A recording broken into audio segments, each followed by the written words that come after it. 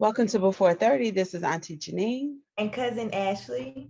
Hey, it is a great day to be on Before 30 and to be a Woman. Whoop, yeah. whoop. So today is Women's Day. It is National Women's History Month. Nephew Trey is not going to be with us today. We kicked him out the room, out the studio. It's just me and Ashleigh today, and we are so happy that you all tuned in. We are excited about this month. It is just such a great time, I think, to be a woman. And I've been saying that the entire 21st century. I think we are in a position where women are taking ownership of their lives, being clear about what we want, Yes. and breaking through that patriarchy that this country was founded on. So I ain't gonna be under your foot, man. No. So Absolutely. Ashleigh, what is it like to be a young woman before 30? I don't know. At this point, I'm excited to be a woman coming into my own, figuring out who I am and being unafraid to use my voice, be confident in who I am and what I bring to the table. And even in, skills that I haven't mastered, being empowered to say, I don't know, and I'm still learning. So it is good to be a woman before 30 and owning it. That's right. And I love what you said, right? I'm on this path, I'm learning. I don't have to have all the answers, right? And I think when we try to have all the answers, we end up getting ourselves in a little trouble, Yes. trying to be right or to know all the things, but also it puts so much stress on us. Right. Right. And I think that's why a lot of y'all are dealing with anxiety, because y'all think y'all supposed to know, do, and have everything right Yeah. now. I think so too. I think, especially coming out of college, I thought I was supposed to know it all, have it all figured out. So when I came across a time where I didn't know something or I made a mistake, it almost crushed me because I put all this artificial pressure. Nobody else thinks this. Nobody else thinks I'm supposed to be Queen Bee. So you put all this all this artificial pressure on yourself to be perfect, and Yeah. nobody's asking for perfection. And what I will say, I think oftentimes older women probably are not giving enough guidance to younger women as we should, right? We're not telling our stories that we didn't have it all together, Yeah. and that we were going, and the mistakes that we made and how we overcame those mistakes. So I'm gonna take a little ownership for some of that, that's happening. So what could younger women do though better or differently to build relationships and to get and to seek out some of this information from older women? Stop being overly independent. God did not create us to be these solo beings. You don't have to get it out the mud by yourself. There are people who are there to help you. Just make yourself available. Schedule one-on-ones, join professional organizations or any type of organization of your interest and meet these people. What I found is if you meet somebody and ask them about themselves, they're going to talk to you all day. And then they're going to see the curiosity out of you and want to help you. That's how Jeanine picked me up and swooped me on in. Like I was interested in her and she saw my curiosity and I got a mentor and an aunt out of it. So don't be afraid to ask for help.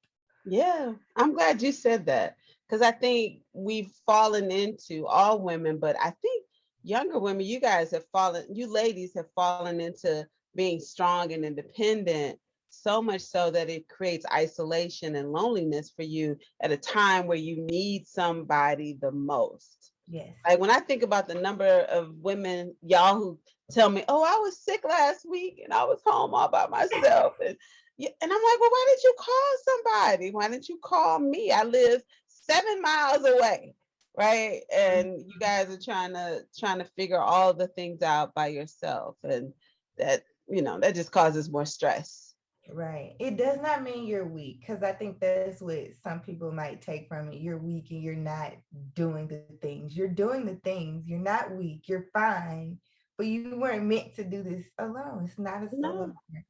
Yeah, I think it takes a lot of strength to admit I need help and support and to be able to articulate that, right? To be able to say, hey, Ashleigh, this is what I need from our friendship.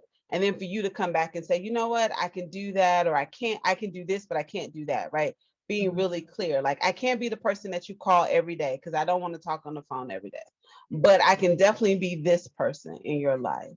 And I Right. think that is really important for friendships to be able to build and be able to understand those sorts of things. Agreed. Yeah. So this year's theme for Women's History Month was providing healing and promoting hope.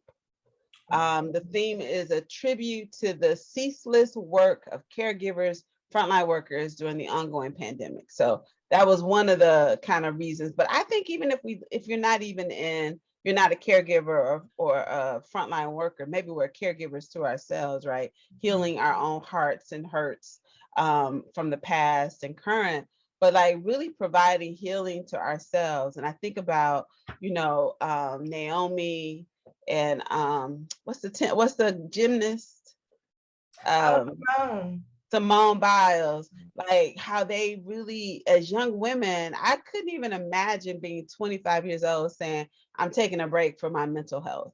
Right.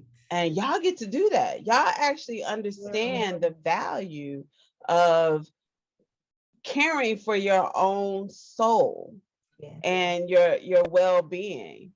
And So I yeah, want to applaud y'all. Clap, clap, clap.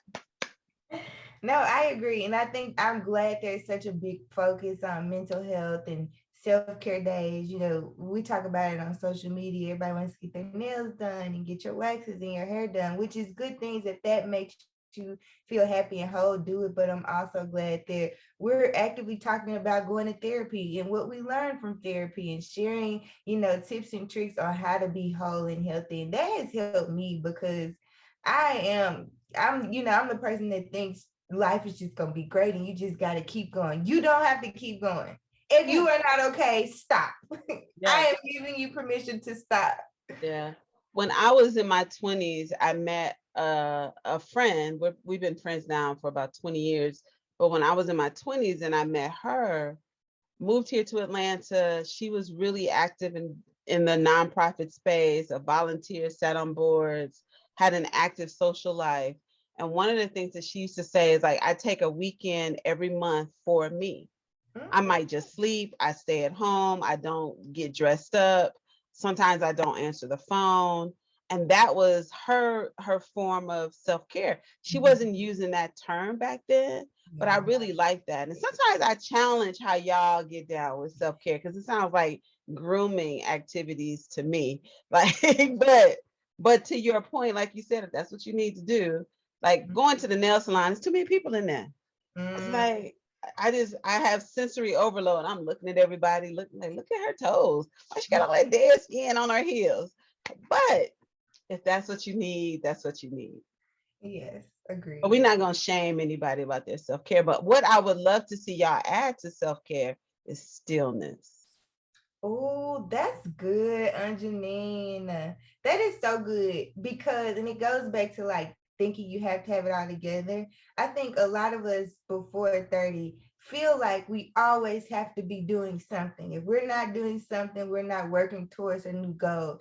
And it's you should have goals, but it's okay to not be doing anything. Like we don't want to burn ourselves into the ground because we're overworked and tired and exhausted and unhealthy.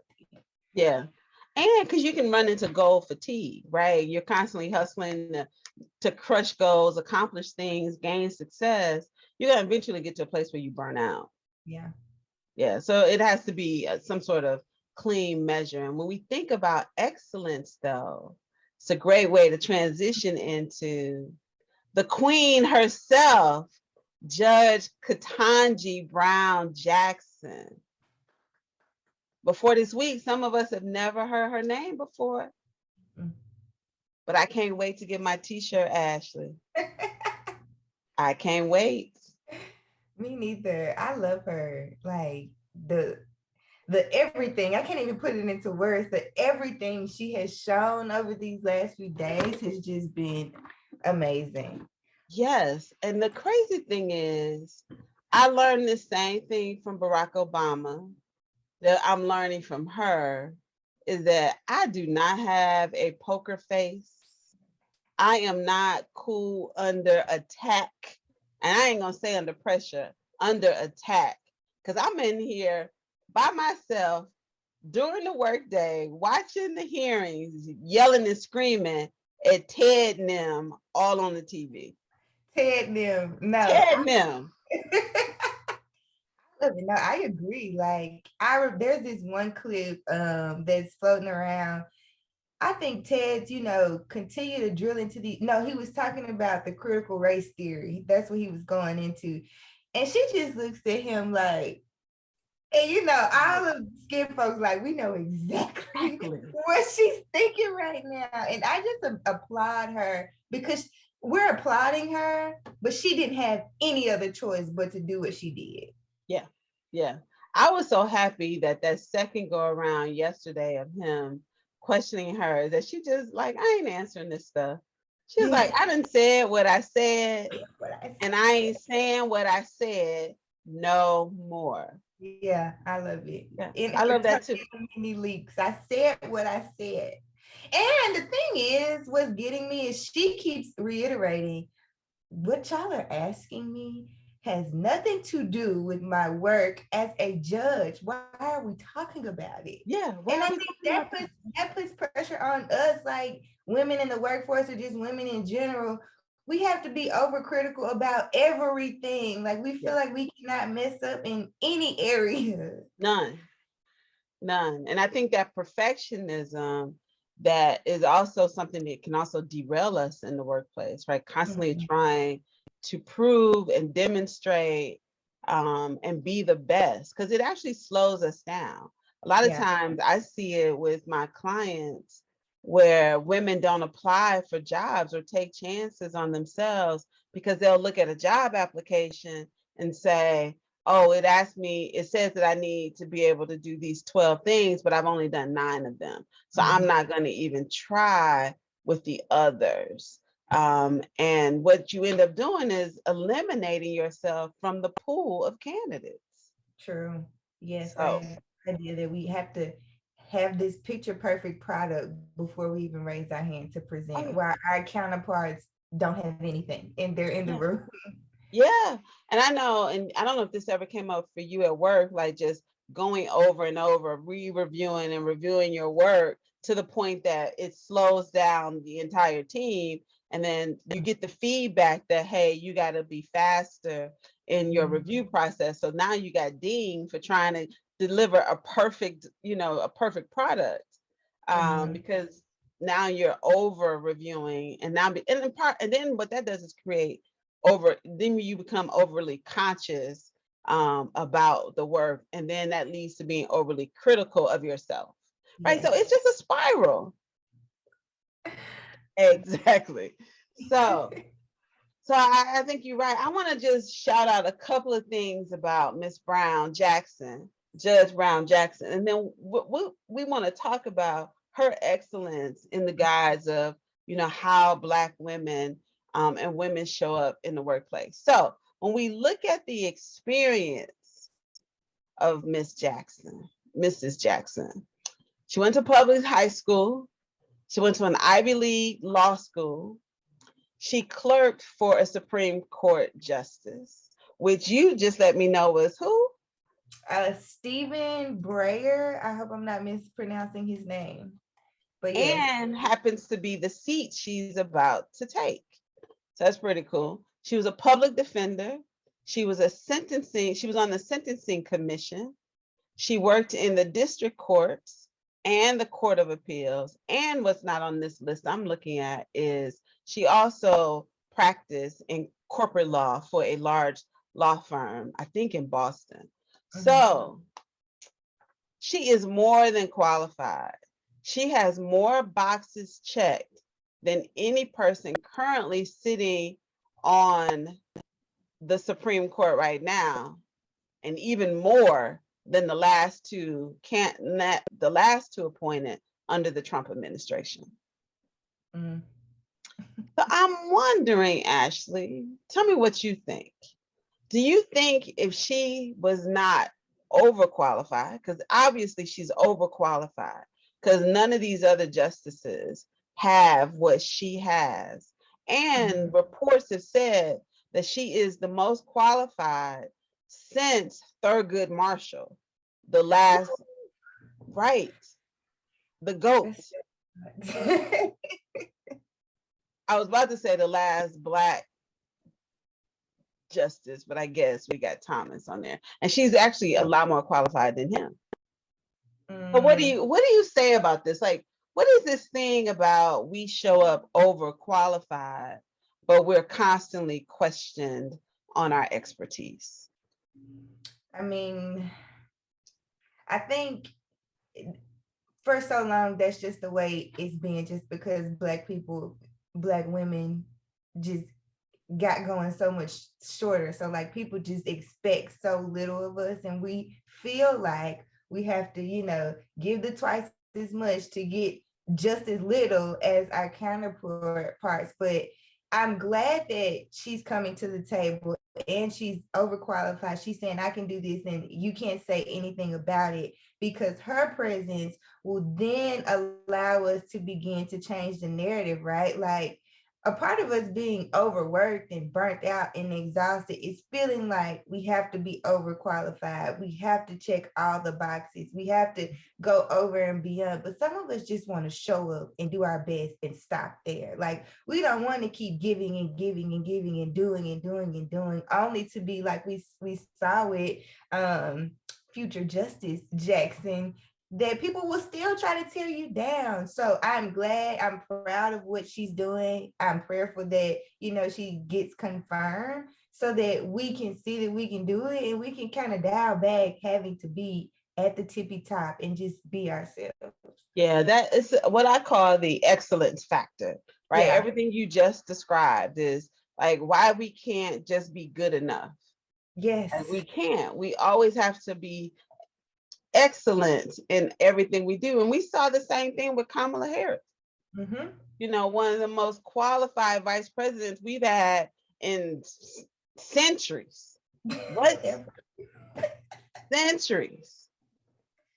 And I think the big thing about that is this is where women and Black women really can demonstrate their power in the workplace and in politics or anywhere, is that we rally behind these women.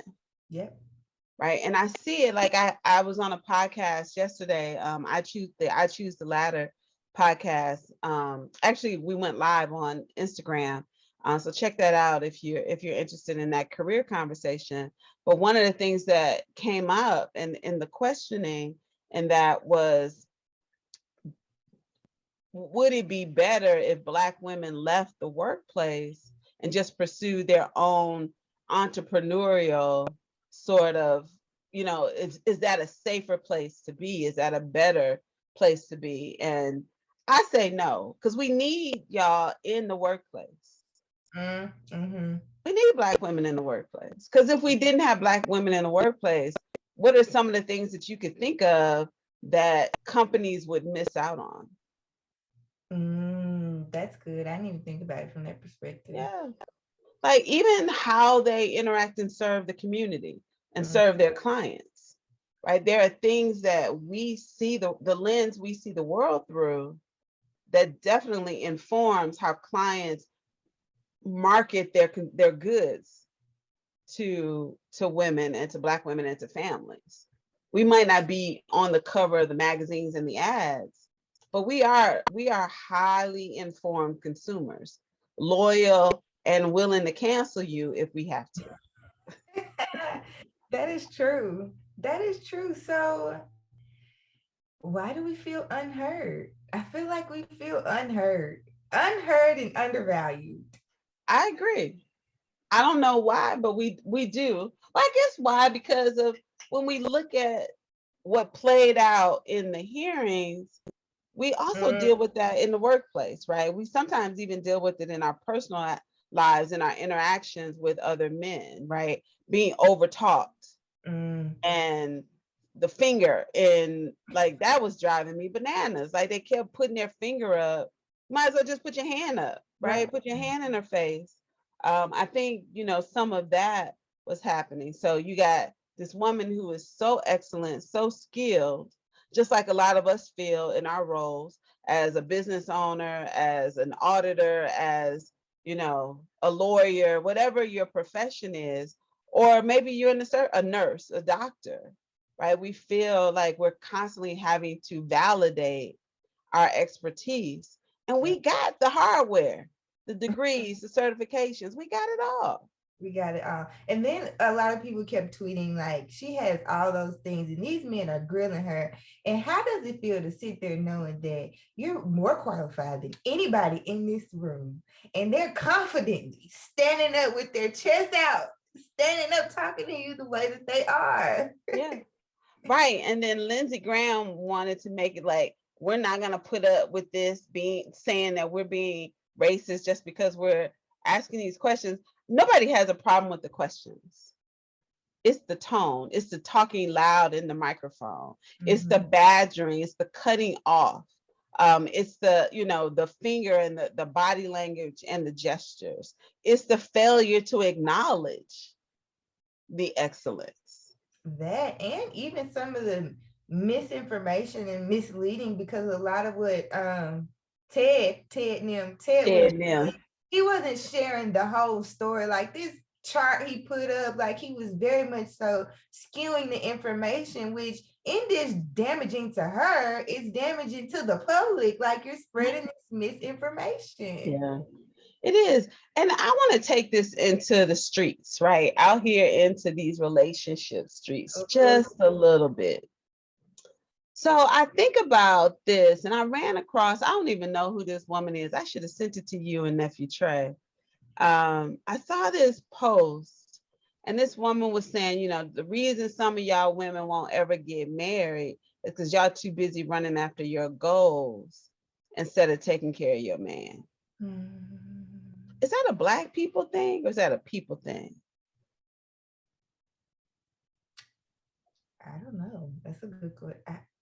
Well, the conversation was being held by Black people mostly. I was gonna say, and I think this, I don't know what this woman does, but you know, it's so many of these false prophets out here giving relationship advice, male and female, unqualified, not studied or learned in anything related to relationships or counseling. They just out here giving out their opinions. But that was one of the opinions, and I was surprised by the mixed response.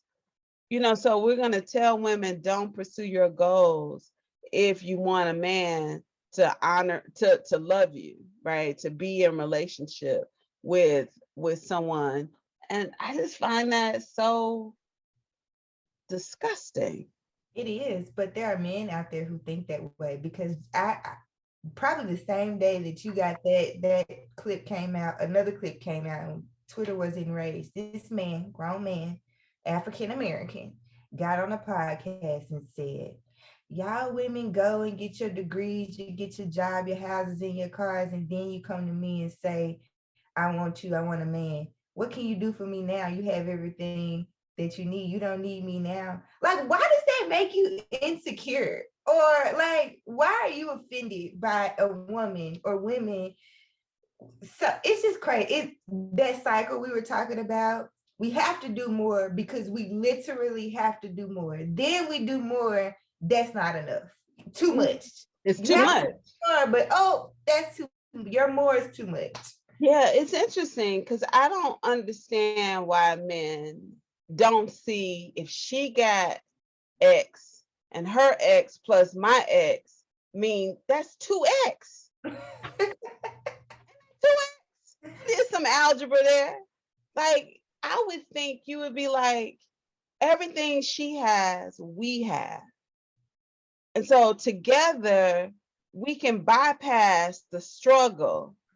Because most relationships and marriage, from what I've read, heard, and seen, the number one issue is the finance piece, right?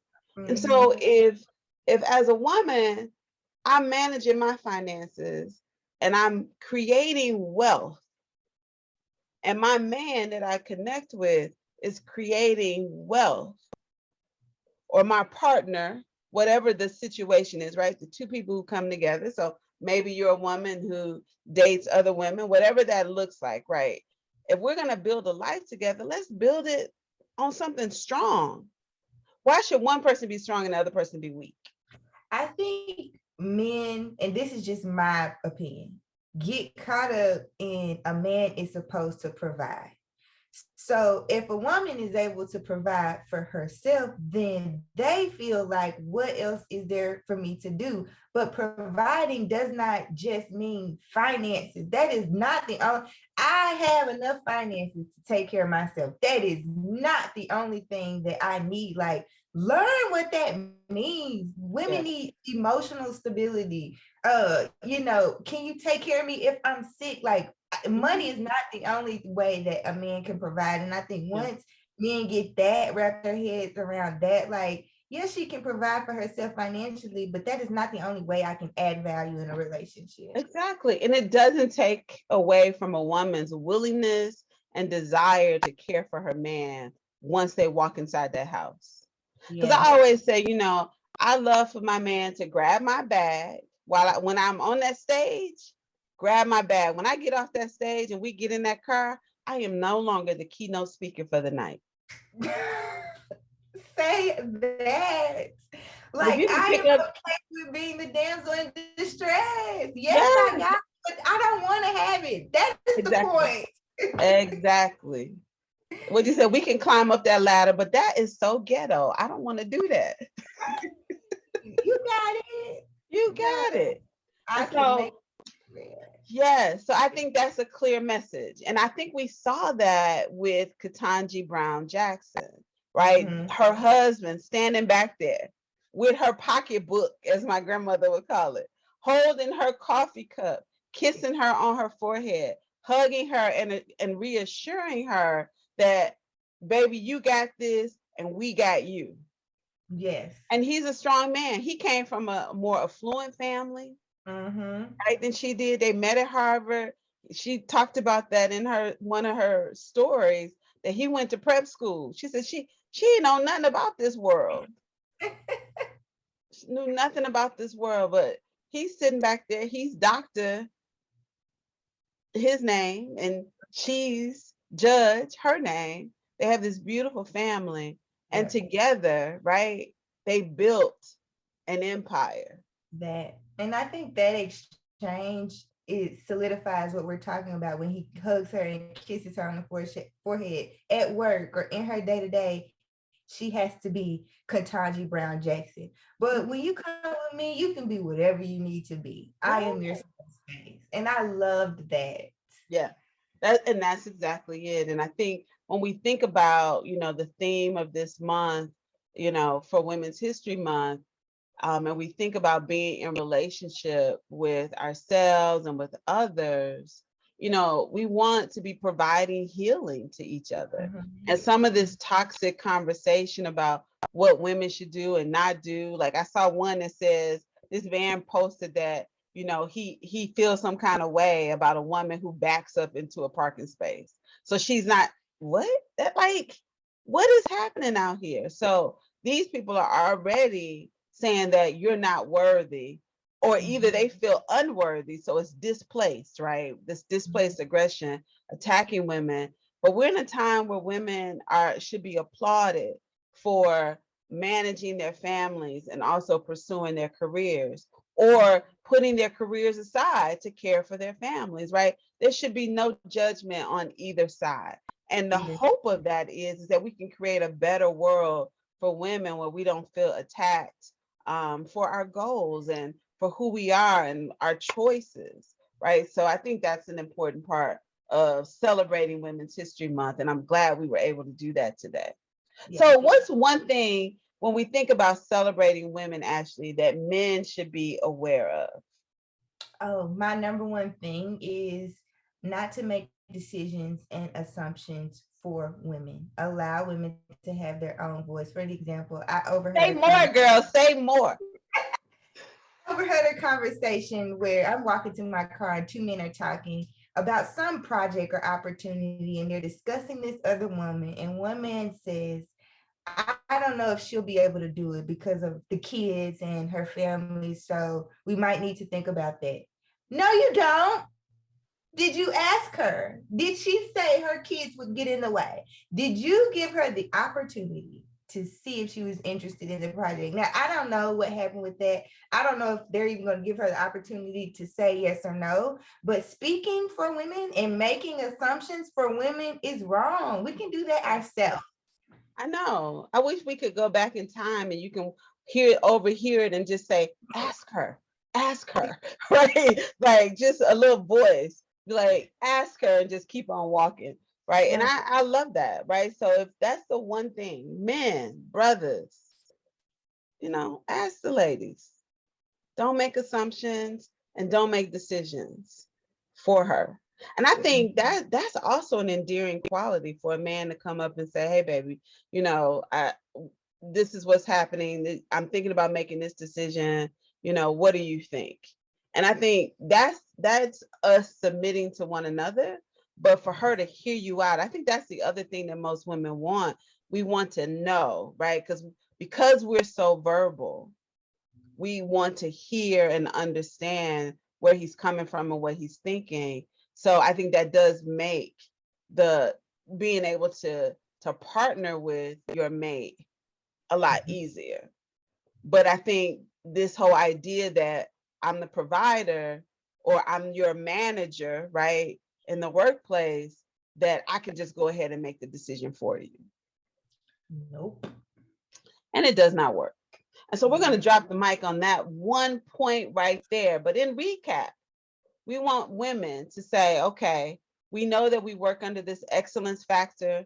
Just make sure that it is serving you well, that you don't run into burnout or depression, trying to constantly exceed and hustle. We also want to just to say, Black women, build an alliance, and women build an alliance together so that you can combat these microaggressions or these aggressive behaviors or these, what is it like? They're being subjected to this negative behavior in the workplace, right? Because if one person, so Ashleigh, if you're the one that's vocal about it and telling people like men overtalk us, and you're presenting all the challenges, then you become the troublemaker, the complainer. But if it's 25 Ashleighs walking into the room, singing the same song and communicating these same concerns, they cannot be ignored. Yeah, agreed. And then finally, men, stop making decisions and assumptions on behalf of the women in your life that work with you, work for you, or that are in your life as a mate. This is good. Happy Women's History Month. Fantastic. Ashleigh, cousin Ashleigh, it is always a pleasure. I look forward to our next conversation. Our next time y'all join us, cousin nephew Trey will be back with us. And so we just want to thank you all for listening, and please subscribe, like, and share this show with your network. And just remember, you are a masterpiece and a work in progress. Whoop, whoop, whoop, whoop. That was a good one. I felt good.